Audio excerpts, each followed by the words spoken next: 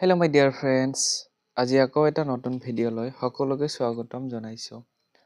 আৰু এইটো ভিডিঅ'ত আলোচনা কৰিম তোমালোকে ভাবা ধৰণে, অৰ্থাৎ এইচএছ স্কুটি বা এইচএছ পাছ কৰা ষ্টুডেণ্ট যিসকলে কোৱালিফাই হয় স্কুটিৰ কাৰণে, তেওঁলোকক কি ধৰণে বা কি ছিষ্টেমত তোমালোকক স্কুটিসমূহক প্ৰদান কৰা হ'ব সেই বিষয়ে আলোচনা কৰিম।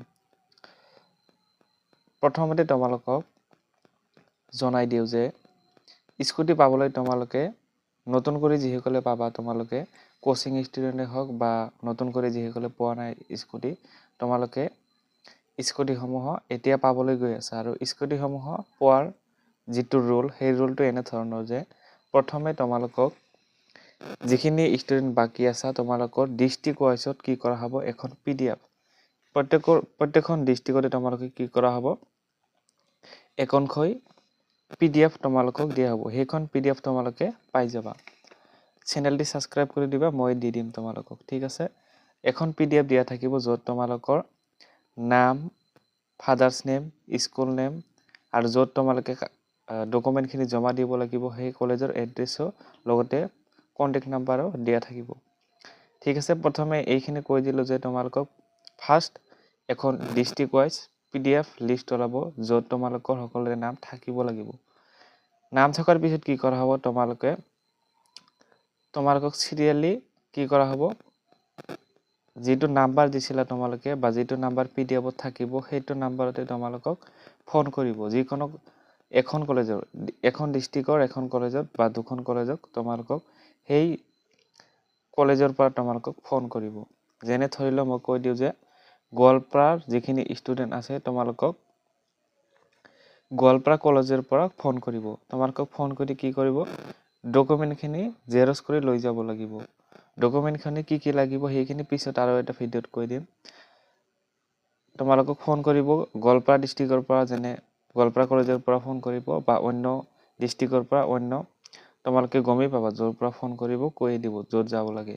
তোমালোকক নিজে নিজে ফোন মাৰিব তেওঁলোকে কলেজৰ পৰা ফোন মাৰি তোমালোকক কৈ দিয়া হ'ব কি কি ডকুমেণ্ট লাগিব, সেইখিনি কৈ দিয়া হ'ব আৰু ক'ত যাব লাগিব সম্পূৰ্ণৰূপে তোমালোকক জনাই দিব।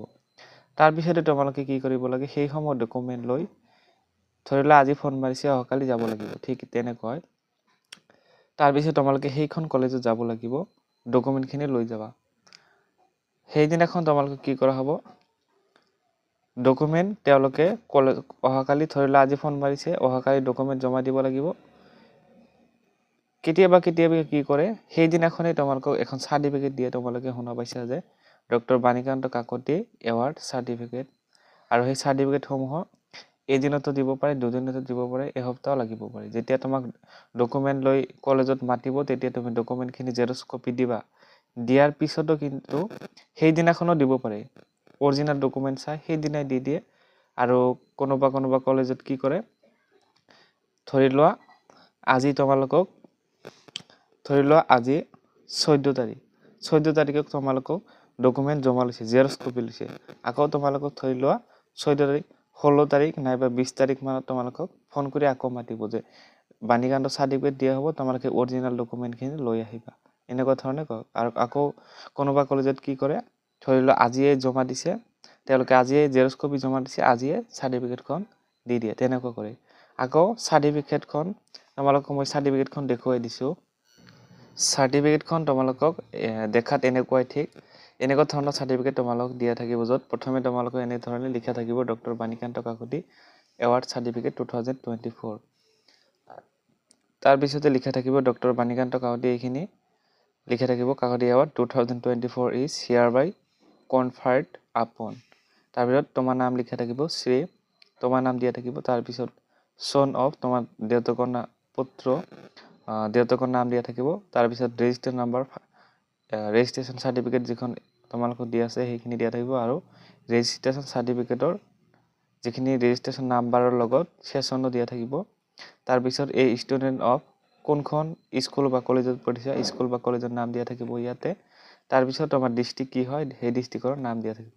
এইখন বয়সৰ বাবে ইয়াত 75% আছে, আৰু গাৰ্লছ হ'লে ইয়াতে 60% থাকিব। ডিষ্ট্ৰিক্ট দিয়া থাকিব। তাৰপিছত এনেকুৱা ধৰণে দিয়া থাকিব। তাৰপিছত ইয়াতে চাব পাৰিছা তোমালোকে ইয়াতে চিগনেচাৰ থাকিব আমাৰ education minister of Assam doctor Ranoj Pegu. তাৰপিছতে যোনখন কলেজত দিয়া হ'ব সেই কলেজৰ প্ৰিন্সিপাল ছাৰৰ ইয়াতে চিগনেচাৰ থাকিব। তাৰপিছত ইয়াতে চাব পাৰিছা চিফ মিনিষ্টাৰ অফ আছাম, ইয়াতে চিফ মিনিষ্টাৰ অফ আছামৰ আমাৰ CM ছাৰৰ চিগনেচাৰ থাকিব। তাৰপিছতে নেক্সট পেজত তোমালোকক এনেকুৱা ধৰণে বয়ছৰ হ'লে এনেকুৱা দিয়া থাকিব, তাৰপিছত গাৰ্লছৰ হ'লে ৰেড কালাৰৰ এনেকুৱা দিয়া থাকিব। তাৰপিছতে আকৌ চাবা আকৌ নেক্সট পেজত এনেধৰণে ছবি এখন দিয়া থাকিব। এইখন তোমালোকে চিনিয়ে পাইছা বাণীকান্ত কাকতি, তেখেতৰ ফটো দিয়া আছে ইয়াতে। তাৰপিছতে একেবাৰে শেষত তোমালোকে চাব পাৰিছা ইয়াতে কিছুমান লিখা আছে, এইখিনি তোমালোকে পঢ়ি চাই ল'বা। এনেধৰণে আচলতে চাৰ্টিফিকেটসমূহ থাকে। তাৰপিছত তোমালোকে কি কৰা হ'ব, এইখন যেতিয়া তোমালোকে চাৰ্টিফিকেটখন পাই গ'লা, মই আকৌ এবাৰ দেখাই দিছোঁ, তোমালোকে এইখন যেতিয়া চাৰ্টিফিকেটখন পাই গ'লা ডক্টৰ বাণীকান্ত, তেতিয়া মানে তোমালোকে স্কুটিখন পাবাই 100%। তাতে আৰু ভুল নাই, এইখন চাৰ্টিফিকেট পোৱা মানে স্কুটি পোৱা একেই কথা। তাৰপিছত তোমালোকে কি কৰা হ'ব, যেতিয়া এই চাৰ্টিফিকেটখন তোমালোকে প্ৰদান কৰা হ'ব, সেইখন চাৰ্টিফিকেট আনি তোমালোকে ঘৰত থৈ দিবা। ঘৰত থৈ দিয়াৰ পিছত কি কৰিব, ডিলাৰৰ পৰা অৰ্থাৎ প্ৰত্যেকখন ডিষ্ট্ৰিক্টৰে 3খন 4খনকৈ ডিলাৰত তাতে বিভিন্ন ধৰণৰ হিৰো বা টিভিএছ কোম্পানীত যিকোনো প্ৰকাৰে দিব পাৰে সেইখিনি ডিলাৰৰ কথা। তাৰপৰা ডিলাৰৰ পৰা ডাইৰেক্ট তোমাক ফোন কৰিব, যিটো ফোন নাম্বাৰে তোমালোকক PDF-টো দিয়া থাকিব। সেই PDF মতে তোমালোকক চিৰিয়েলভাৱে বা কোনোবা ডিষ্ট্ৰিক্টত এই লেটাৰত দিয়া ABC লেটাৰ হিচাপত ফোন কৰে, নামৰ প্ৰথম আখৰ। তাৰপিছত কোনোবা ডিষ্ট্ৰিক্টত ধৰি লোৱা কোনোবাই 99% পাইছে, তেওঁক আগত ফোন কৰিব, 98 এনেদৰে আছে।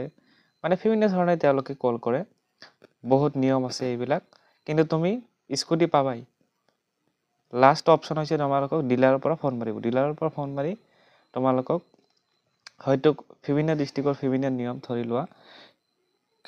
লোৱা কিছুমানক কি কৰে, ডিলাৰে ফোন মাৰিছে চাৰ্টিফিকেট পোৱাৰ 1 মাহমান পিছত ফোন মাৰিছে, কোনোবা এসপ্তাহ পিছত ফোন মাৰিছে, কোনোবা 15 দিন পিছত ফোন মাৰিছে। তেওঁলোকে ফোন মাৰি কি কৰে, ডকুমেণ্টখিনি জমা লয়, আকৌ জেৰক্স কপি তাতে জমা লয়।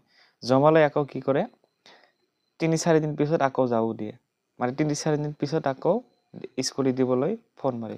আকৌ কোনোবা ডিষ্ট্ৰিক্টে কি কৰে, তেওঁলোকে ডিলাৰৰ পৰা ডাইৰেক্ট ফোন মাৰি কাগজসমূহ লৈ যায়, অৰিজিনেল ডকুমেণ্ট দেখায়, জেৰক্স কপি তেওঁলোকে ৰাখি থৈ দিয়ে, সেইদিনাখনে স্কুটিসমূহ দিয়ে।